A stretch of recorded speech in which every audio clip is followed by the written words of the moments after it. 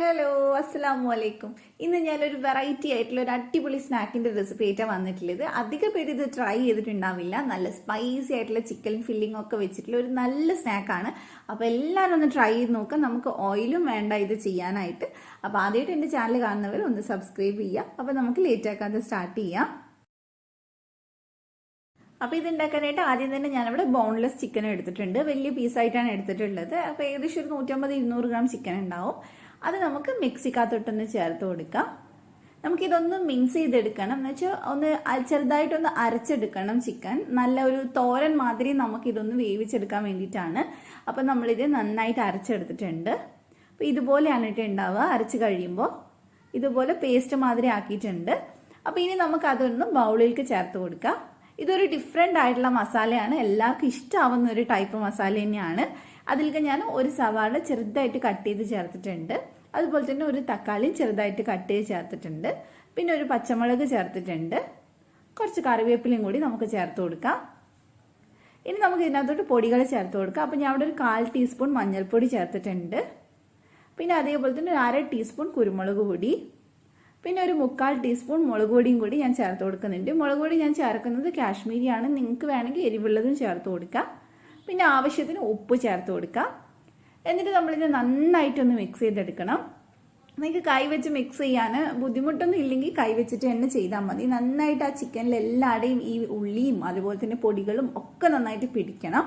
അപ്പോൾ ചില ആൾക്ക് ഇങ്ങനെ പച്ച ചിക്കൻ മിക്സ് ചെയ്യാൻ വലിയ ഇഷ്ടം ഉണ്ടാവില്ല. അപ്പോൾ അങ്ങനെയുള്ള ഒരു സ്പൂൺ വെച്ച് ചെയ്താൽ മതി. അല്ലാത്തവർ കൈ വെച്ചിട്ട് തന്നെ മിക്സ് ചെയ്തെടുക്കുക. എന്നാലേ നല്ല പെർഫെക്റ്റ് ആയിട്ട് എല്ലാവരുടെയും ആ മസാല പിടിക്കുകയുള്ളൂ. അപ്പോൾ ഇനി നമുക്ക് ഇതൊന്ന് വേവിച്ചെടുക്കാം. അപ്പോൾ അതിന് വേണ്ടിയിട്ട് ഞാൻ ഇവിടെ ഒരു ഫ്രൈ പാൻ എടുത്തിട്ടുണ്ട്. അതിലേക്ക് നമുക്ക് ഓയിൽ ഒഴിച്ചു കൊടുക്കാം. ഞാൻ ഇവിടെ 1 ടേബിൾ സ്പൂൺ എടുത്തിട്ടുണ്ട്. ഒരുപാട് ഓയിലൊന്നും വേണ്ട, 1-1.5 ടേബിൾ സ്പൂൺ തന്നെ ആവശ്യമുള്ളൂ. അതിലേക്ക് നമുക്കൊരു 4 ചെറിയ വെളുത്തുള്ളി ഒന്ന് കട്ട് ചെയ്ത് ചേർത്ത് കൊടുക്കണം. എന്നിട്ട് വെളുത്തുള്ളി കരിഞ്ഞു പോവാത്ത രീതിയിൽ നന്നായിട്ട് നമുക്കിതൊന്ന് വഴറ്റിയെടുക്കാം. കരിയാതെ ശ്രദ്ധിക്കുക. വെളുത്തുള്ളി കരിഞ്ഞു കഴിഞ്ഞാൽ ടേസ്റ്റ് തന്നെ മാറിപ്പോവും. ഇനി നമുക്കിതിനകത്തോട്ട് നമ്മുടെ ആ മസാല ഒന്ന് വെച്ച് കൊടുക്കാം. ഇതിന് ചിക്കൻ വെന്ത് വരുന്ന സമയത്ത് നല്ലൊരു തോരൻ മാതിരിയായിട്ട് നമുക്ക് കിട്ടും. നല്ല വിട്ട് നല്ല രസം ഉണ്ടാവും ചിക്കൻ കഴിക്കാനായിട്ട്. അപ്പോൾ നന്നായിട്ട് ഇനി ഹൈ ഫ്ലെയിമിൽ ഒരു 2 മിനിറ്റ് നമുക്കിതൊന്ന് ഇളക്കിയിട്ട് കൊടുക്കണം. ഹൈ ഫ്ലെയിമിൽ തന്നെ ചെയ്യണം. അപ്പോൾ നന്നായിട്ട് ഇളക്കിയിട്ട് കൊടുക്കുക. ഇത് നമ്മൾ ഹൈ ഫ്ലെയിമിൽ ചെയ്യുന്ന സമയത്ത് ആ ചിക്കൻ നന്നായിട്ടൊന്ന് എന്താ പറയുക സോഫ്റ്റായി കുറച്ചൊന്ന് വെന്ത് കിട്ടും. അതിന് വേണ്ടിയിട്ടാണ്. അതിനുശേഷം നമ്മൾ ഇതിൻ്റെ തീ കുറച്ച് കൊടുത്തിട്ടാണ് പിന്നെ വേവിക്കുന്നത്. അപ്പോൾ ഇനി നമുക്ക് തീ കുറച്ച് കൊടുത്തിട്ട് ഇതൊന്ന് അടച്ച് വെച്ചിട്ട് ഒരു 10-15 മിനിറ്റ് വേവിച്ചെടുക്കാം. ഇടയ്ക്കിടയ്ക്ക് ഇത് തുറന്ന് കൊടുത്തിട്ട് ഇളക്കിയിട്ട് കൊടുക്കണം. ഇതിൽ നിന്ന് കുറച്ച് വെള്ളമൊക്കെ ഇറങ്ങി വരും. അതുകൊണ്ട് തന്നെ വേറെ വെള്ളം നമ്മൾ എക്സ്ട്രാ ചേർക്കണ്ട. അപ്പോൾ ഇനി നമുക്ക് ഇതിലേക്ക് ആവശ്യത്തിന് മുളക് പൊടി കുറച്ചും കൂടി ചേർത്ത് കൊടുക്കാം. ഞാൻ 1 ടീസ്പൂൺ മുളക് പൊടിയും അതേപോലെ തന്നെ 1/2 ടീസ്പൂൺ മല്ലിപ്പൊടി, 1/2 ടീസ്പൂൺ ഗരം മസാല ചേർത്തിട്ടുണ്ട്. ഇതും കൂടെ ചേർത്തിട്ട് നന്നായിട്ട് മിക്സ് ചെയ്യുക. എന്നിട്ട് ഈ പൊടിന് പച്ചമണം മാറണ വരെ നമുക്കൊന്ന് വഴറ്റിയെടുക്കാം. അപ്പോൾ ഇനി നമുക്ക് ഇതൊന്ന് തുറന്ന് വെച്ചിട്ടൊന്ന് ഡ്രൈ ആക്കി എടുക്കണം. ഇതിൽ നമ്മൾ ചേർത്തിട്ടുള്ള പൊടിയൊക്കെ നന്നായിട്ട് വഴറ്റിയെടുത്തിട്ടുണ്ട്. അപ്പോൾ ഇനി കുറച്ച് നേരം കൂടി ഒന്ന് വേവിച്ചാൽ മതി. അവസാനമായിട്ട് നമ്മൾ ഇതിലേക്ക് 1 ടീസ്പൂൺ ചതച്ചിട്ടുള്ള പെരിഞ്ജീരകം ചേർത്തിട്ടുണ്ട്, വലിയ ജീരകം. അതുകൂടെ ചേർത്തിട്ട് നമുക്കൊന്ന് മിക്സ് ചെയ്തെടുക്കാം. ഇനി നമ്മൾ ഇതിലേക്ക് ചേർക്കുന്നത് മല്ലിയിലയാണ്. അപ്പോൾ ആവശ്യത്തിന് നിങ്ങൾക്ക് എത്രയാണോ വേണ്ടത് അതിനനുസരിച്ച് ചേർത്ത് കൊടുക്കുക. ഞാൻ ഇവിടെ ഏകദേശം 2 ടേബിൾ സ്പൂണോളം ചേർത്തിട്ടുണ്ട്. അതോടെ ചേർത്ത് നന്നായിട്ട് മിക്സ് ചെയ്താൽ നമ്മുടെ മസാല ഇവിടെ റെഡി ആയിട്ടുണ്ട്. നല്ല ടേസ്റ്റി ആയിട്ടുള്ള മസാലയാണ്. അപ്പോൾ അതവിടെ മാറ്റി വെക്കാം. അപ്പോൾ ഇനി നമുക്ക് വേണ്ടത് പുഴുങ്ങി വെച്ചിട്ടുള്ള ഉരുളക്കിഴങ്ങാണ്. നല്ല സോഫ്റ്റ് ആവുന്നത് വരെ പുഴുങ്ങിയെടുക്കുക. എന്നിട്ട് ഇനി നമുക്കിത് നന്നായിട്ടൊന്ന് ഉടച്ചെടുക്കണം. ഒട്ടും തന്നെ കട്ട ഉണ്ടാവാൻ പാടില്ല. അത് നിർബന്ധമാണ്. കട്ട ഉണ്ടെങ്കിൽ നമുക്കിത് റോൾ ചെയ്തെടുക്കാൻ പറ്റില്ല. അപ്പോൾ നന്നായിട്ട് ഒന്ന് മാഷ് ചെയ്തെടുക്കാം. നിങ്ങളുടെ കയ്യിൽ മാഷ് ചെയ്യുന്നൊന്നും ഇല്ലെങ്കിൽ ജസ്റ്റ് കൈ വെച്ചിട്ട് തന്നെ ഉടച്ചെടുത്താൽ മതി. പിന്നെ ഇതിലേക്ക് നമ്മൾ ഒരു 1/2 ടീസ്പൂൺ കുരുമുളക് പൊടി ചേർക്കുന്നുണ്ട്. പിന്നെ ആവശ്യത്തിന് ഉപ്പ് ചേർക്കുന്നുണ്ട്. 1/2 to 1 ടീസ്പൂൺ കുരുമുളക് പൊടി ചേർക്കാം. എന്നിട്ട് നന്നായിട്ട് മിക്സ് ചെയ്തെടുക്കുക. ഇതിൽ വേറെ മസാലയൊന്നും കൊടുക്കുന്നില്ല. നന്നായിട്ടൊന്ന് മിക്സ് ചെയ്തെടുക്കുക. ഇപ്പോൾ ഈ ഒട്ടും തന്നെ കട്ടയില്ല കേട്ടോ ഇതിനകത്ത്. അതാണ് മെയിനായിട്ട് നമ്മൾ ശ്രദ്ധിക്കേണ്ടത്. ഇനി നമുക്ക് കട്ട്ലേറ്റ് ഉണ്ടാക്കി തുടങ്ങാം. അപ്പോൾ ആദ്യം തന്നെ കയ്യിൽ നമുക്ക് കുറച്ച് ഓയിലൊന്നാക്കി കൊടുക്കാം. എന്നിട്ട് അത്യാവശ്യം വലുപ്പമുള്ള ഒരു ഉരുള എടുക്കാം. കാരണം നമുക്ക് ഇതിൻ്റെ ഉള്ളിൽ ചിക്കൻ്റെ ഫില്ലിംഗ് വെക്കാനുള്ളതാണ്. അപ്പോൾ കുറച്ച് വലുപ്പമുള്ള ഉരുള എടുക്കാം. എന്നിട്ട് കയ്യിൽ നന്നായിട്ടൊന്ന് റോൾ ചെയ്തെടുത്തതിന് ശേഷം നമുക്കിതൊന്ന് പരത്തിയെടുക്കണം. നമ്മൾ എണ്ണ ആക്കിയത് കൊണ്ട് തന്നെ പെട്ടെന്ന് നമുക്ക് കയ്യിലിട്ട് പരത്തിയെടുക്കാൻ പറ്റും. അപ്പോൾ ഇതേപോലെ കുറച്ച് വലുപ്പത്തിലൊന്ന് ചെയ്തെടുക്കുക. കാരണം നമുക്ക് ഉള്ളിലേക്ക് ഫില്ലിംഗ് വെക്കാനുള്ളതല്ല. അപ്പോൾ ഇത്തിരി ഒന്ന് വട്ടം വേണം. അതിനുശേഷം ഇതിനകത്തോട്ട് നമുക്ക് ഒരു 2 ടീസ്പൂണോളം മസാല വെച്ച് കൊടുക്കാം. ഈ മസാലയ്ക്ക് പകരം നിങ്ങൾക്ക് വേണമെങ്കിൽ ഇഷ്ടമുള്ള രീതിയിലുള്ള മസാല വെച്ച് കൊടുക്കാം. മുട്ട വെച്ചിട്ടുള്ള മസാലയൊക്കെ അത് നിങ്ങളുടെ ഇഷ്ടത്തിനനുസരിച്ച് വേണമെങ്കിൽ ചെയ്യാം, അല്ലെങ്കിൽ ഇതേപോലെ തന്നെ ചെയ്യാം. അപ്പോൾ ഇനി ഇത് മസാല ഒട്ടും തന്നെ പുറത്ത് കാണാത്ത രീതിയിൽ നന്നായിട്ടൊന്ന് കവർ ചെയ്തെടുക്കുക. ഇനിയിപ്പോൾ എവിടെയെങ്കിലും നമുക്ക് ആവശ്യം ഉണ്ടെങ്കിൽ കുറച്ച് ഉരുളക്കിഴങ്ങ് വെച്ചിട്ട് ഒന്ന് കവർ ചെയ്തെടുത്താലും കുഴപ്പമൊന്നുമില്ല. അപ്പോൾ ഇത് നന്നായിട്ട് റോൾ ചെയ്തെടുത്തിട്ടുണ്ട്. നിങ്ങൾക്ക് ഇത് ബോൾസ് മാതിരി ആക്കാം, ഇല്ലെങ്കിൽ കട്ട്ലറ്റിൻ്റെ ഷേപ്പിലേക്ക് ആക്കാം. ഞാനിപ്പോൾ കട്ട്ലറ്റിൻ്റെ ഷേപ്പിലേക്ക് ആക്കിയേ ഉള്ളൂ. ഇത് നല്ലൊരു ടേസ്റ്റാണ് കേട്ടോ കഴിക്കാൻ. നമ്മൾ ഉള്ളിലത്തെ ചിക്കൻ്റെ ഫില്ലിങ്ങും പുറത്തെ ഉരുളക്കിഴങ്ങിൻ്റെ ആ ഒരു ഇതൊക്കെ കൂടി ആയിട്ട് നല്ലൊരു വെറൈറ്റി ആയിട്ടുള്ളൊരു ടേസ്റ്റാണ് ഉണ്ടാവുക. നിങ്ങൾക്ക് ഇഷ്ടമാവും. അപ്പോൾ അടുത്തതും ഇതേപോലെ തന്നെ നമുക്ക് ചെയ്തെടുക്കാം. എന്നിട്ട് നമുക്ക് ഉള്ളിലേക്ക് ഫില്ലിംഗ് വെച്ച് കൊടുക്കാം. ഫില്ലിംഗ് വെച്ച് കൊടുക്കുമ്പോൾ നിങ്ങൾ എടുത്ത ആ മാവിനനുസരിച്ച് വേണം വെച്ച് കൊടുക്കാനായിട്ട്. ഞാൻ ഇവിടെ 2 ടീസ്പൂൺ വെക്കുന്നുണ്ട്.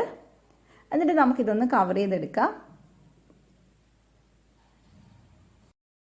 അപ്പോൾ കവർ ചെയ്യുമ്പോൾ നന്നായിട്ട് ശ്രദ്ധിക്കുക. മസാല എവിടെയെങ്കിലും പുറത്ത് കാണുന്നുണ്ടെങ്കിൽ നമ്മൾ ഫ്രൈ ചെയ്യുന്ന സമയത്ത് നമുക്ക് ഇടങ്ങേറാവും. അപ്പോൾ അതുകൊണ്ട് കറക്റ്റായിട്ട് നന്നായിട്ടൊന്ന് റോൾ ചെയ്തെടുത്താൽ മതി. പിന്നെ നമ്മൾ ഇത് എണ്ണയിൽ മുക്കി പൊരിച്ചെടുക്കുന്നൊന്നുമില്ല. അപ്പോൾ ഉരുളക്കിഴങ്ങ് പൊട്ടി പുറത്ത് പോകുമെന്നുള്ള ടെൻഷനൊന്നും വേണ്ട. നമുക്ക് അധികം എണ്ണയൊന്നും ആവശ്യമില്ല ഇത് ചെയ്യാനായിട്ട്. അപ്പോൾ സൈഡൊക്കെ നന്നായിട്ട് ഇതേപോലെ ഒന്ന് ലെവലാക്കി കൊടുക്കുക. ഇനി നമ്മൾ ഇതൊന്ന് മുട്ടയിൽ മുക്കി ബ്രെഡിലൊന്ന് പൊതിഞ്ഞെടുക്കുന്നുണ്ട്. അപ്പോൾ ഞാനിവിടെ ഒരു മുട്ട എടുത്തിട്ടുണ്ട് കേട്ടോ. നന്നായിട്ട് അടിച്ചെടുത്തിട്ടുണ്ട്. അതിലേക്ക് കുറച്ച് കുരുമുളക് പൊടിയും അതേപോലെ തന്നെ ആവശ്യത്തിന് ഉപ്പും കൂടി ചേർത്തിട്ട് നമുക്കൊന്ന് മിക്സ് ചെയ്തെടുക്കാം. അപ്പോൾ ഇത് നമുക്ക് ഇനി ഇതിലേക്ക് മുക്കിയെടുക്കാണ് വേണ്ടത്. അപ്പോൾ നമുക്കിനി ഓരോന്നായിട്ട് ഇതിലേക്ക് മുക്കിയെടുക്കാം. മുക്കിയെടുക്കുന്ന സമയത്ത് ഒരുപാട് പ്രസ് ചെയ്തെടുക്കരുത്, ചിലപ്പോൾ അതൊന്ന് ഉടഞ്ഞു പോവും. പിന്നെ നമ്മൾ ഉരുളക്കിഴങ്ങ് വെള്ളമൊന്നും ചേർക്കാത്തതുകൊണ്ട് തന്നെ നമുക്ക് വലിയ കുഴപ്പമില്ലാണ്ട് കിട്ടുകയും ചെയ്യും. അപ്പോൾ ഇനി നമുക്ക് ബ്രെഡ് ക്രംസ് നന്നായിട്ടൊന്ന് പൊതിഞ്ഞെടുക്കാം. ഇതേപോലെ ഫുള്ളായിട്ടൊന്ന് ഇട്ട് കൊടുത്താൽ മതി. അപ്പോൾ നന്നായിട്ട് ഞാനിവിടെ ബ്രെഡ് കോട്ട് ചെയ്തെടുത്തിട്ടുണ്ട്. സൈഡിലേക്കൊക്കെ നന്നായിട്ട് നമുക്ക് ബ്രെഡ് ആക്കി കൊടുക്കാം. അപ്പോൾ ഇതിവിടെ റെഡി ആയിട്ടുണ്ട്. ഇനി നമുക്ക് ഇത് ഫ്രൈ ചെയ്തെടുക്കാം. ഞാനിവിടെ ഒരുപാട് എണ്ണ യൂസ് ചെയ്യുന്നില്ല. കുറേ പേര് എൻ്റെ അടുത്ത് പറഞ്ഞിട്ടുണ്ട് എണ്ണ കുറച്ചിട്ടുള്ള സ്നാക്ക് ഇടാനായിട്ട്. അപ്പോൾ ഞാനിവിടെ 1 ടേബിൾ സ്പൂൺ എണ്ണ എടുത്തിട്ടുള്ളൂ, സൺഫ്ലവർ ഓയിൽ. അതിലേക്ക് നമുക്ക് തിരിച്ചു മറിച്ചിട്ടിട്ട് ഇതൊന്ന് ഫ്രൈ ചെയ്തെടുക്കാം. ഇതിനിപ്പോൾ നിങ്ങൾക്ക് വേണമെങ്കിൽ മുക്കി പൊരിച്ചെടുക്കുകയും ചെയ്യാം, നമ്മളെ കട്ട്ലറ്റ് ഒക്കെ ചെയ്യുന്നത് പോലെ. അപ്പോൾ കുറച്ചും കൂടെ ടേസ്റ്റ് കൂടുതലുണ്ടാവും ഇങ്ങനെ ചെയ്യുന്നതിനേക്കാൾ കൂടുതൽ. അതുപോലെ തന്നെ കുറച്ചും കൂടി ഒന്ന് ക്രിസ്പി ആയിട്ട് കിട്ടും. അപ്പോൾ നിങ്ങളുടെ ഇഷ്ടത്തിനനുസരിച്ച് ചെയ്യാം.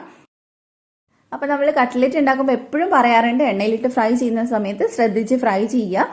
തീ ഒരുപാട് കുറയാനും ഒരുപാട് കൂടാനും ഒന്നും പാടില്ല. കറക്റ്റ് ഫ്ലെയിമിൽ ഫ്രൈ ചെയ്താലേ നന്നായിട്ട് കിട്ടുള്ളൂ. ഇല്ലെങ്കിൽ ചിലപ്പോൾ നമ്മൾ കട്ട്ലറ്റ് ഒക്കെ ചെയ്യുമ്പോൾ കണ്ടില്ലേ പൊടിഞ്ഞു പോവും. അപ്പോൾ അത് ശ്രദ്ധിക്കുക. നമ്മൾ ഉരുളക്കിഴങ്ങിൻ്റെ എന്ത് സ്നാക്ക് എണ്ണയിലിട്ട് ചെയ്യുമ്പോഴും അത് ശ്രദ്ധിക്കണം.